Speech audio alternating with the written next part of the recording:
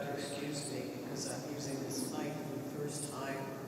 And then I get up here and there's little things. And I feel like I'm in a brain experiment. Which might be. Trees. Tender green clippings become cedars of Lebanon.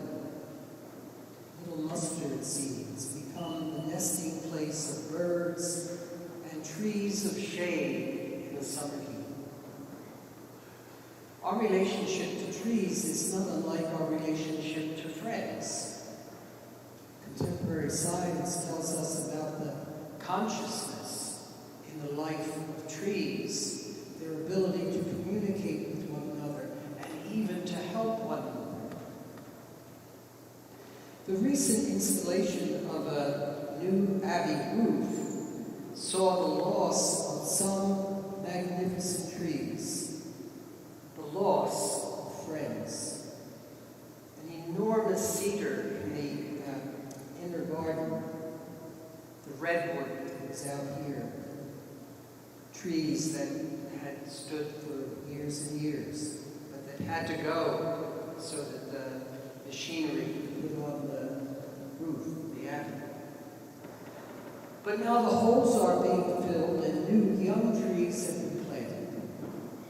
They are always young and tender as little saplings that God takes from the top of the cedars in the first reading. Always young and always tender. God takes a tender shoot from the top of the cedar, and Jesus takes the smallest seed for a parable.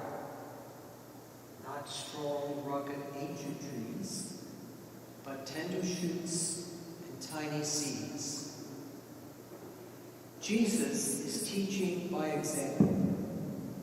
He is teaching the tender patience of God and the universal love of God.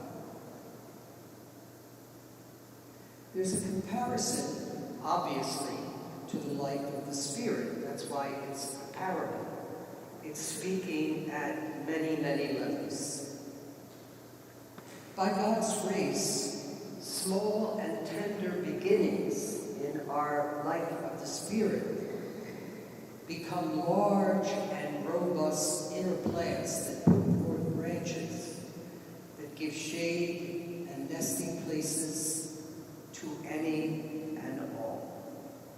It's interesting because Jesus may really not have known as much about trees as he thought, or birds. You know, when you're hearing that chirping early in the morning, and it seems like such a beautiful thing. Well, it is, but it's actually birds establishing every day their place in the tree. Or maybe they are the only ones in the tree, and they are making that known to the other birds. But Jesus is saying that this tree, this parable tree, is open to all the birds of the air. In other words, it's another parable about the universal love of God, of all kinds of God's species. Such is the life of the Spirit. God plants a seed, and he does that through the mediation of parents, teachers, good books, musical lyrics, through the sacramental life and good preaching. Today, we might single out our fathers as seed planters. Fathers who, first of all, showed in their love for their wives, give to their children a lesson about divine love.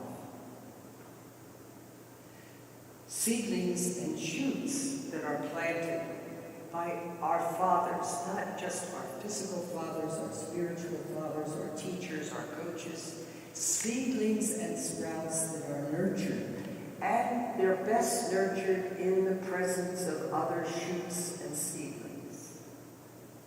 We have groves of trees, we have forests, we have woods. So these are great gifts of God and they're parables. They are ways in which God speaks to us through the earth that is given to us to recreate and to steward. We might say that perhaps on this Sunday or the recent Sundays, the need to steward and love the trees is greater than ever in our lifetime and in our epoch of life. What is when we take the trees away, we take away our lungs. When we take away our lungs, we take away our breath. We take away the spirit. But there are some particulars that are observations not necessarily close to trees. Maybe. It's never too late to plant and seed and bear fruit in oneself and for others. So we know that when trees get to a certain age, it becomes more difficult to plant them in another place. They move from tender into early mature, and it takes a lot more to dig the place for them, water them, etc. But that's not true in the spiritual life, because new seeds and new shoots can happen at any age. There can be new birth at every age. And a neglected tree can be reinvigorated, and as the psalm says, grow like a Lebanon cedar. This image that God gives us is a rich, rich image. It tells us that in our spiritual life, we are being nurtured by God, and we are called to steward and nurture one another that can bear fruit and be shared.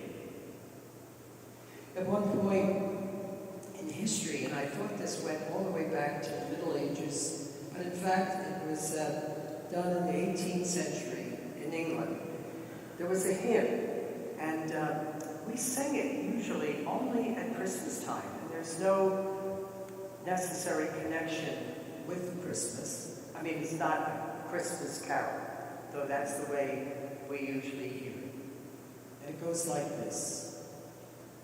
The tree of life my soul hath seen, laden with fruit and always green. The trees of nature fruitless be, compared with Christ, the apple tree.